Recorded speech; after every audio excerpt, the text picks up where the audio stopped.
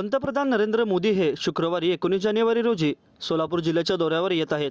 मोदी हे रेनगर कुंभार येथील पंतप्रधान आवास योजनेअंतर्गत असंघटित कामगारांसाठी बांधण्यात आलेल्या घरकुल योजनेचे लोकार्पण सोहळा करणार आहेत.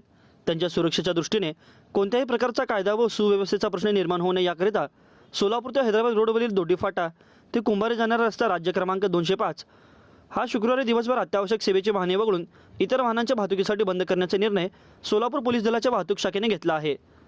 याबाबत पोलीस अधीक्षक श्री सरदेशपांडे यांनी आदेश पारित केला. दरम्यान पंतप्रधान यांचा दौरा होणार असल्याने दोड्डी फाटा, दोड्डी चौक, रेनगर, कुंभारे या दरम्यान पथक्रमण करण्यास मनाई येत आहे. तर कुंभारे, रेनगर, दोड्डी चौक, दोड्डी फाटा या दरम्यान पथक्रमण करण्यास मनाई करण्यात आली असून या मार्गावर वाहने तांदुळवाडी, मुस्ती, धोत्री, वडगाव, दिंडूर, वळसंग या मार्गे पथक्रमण करतील. शिवाय वळसंग, दिंडूर, वडगाव, धोत्री, मुस्ती, तांदुळवाडी या मार्गे पथक्रमण करण्यात येणार आहेत.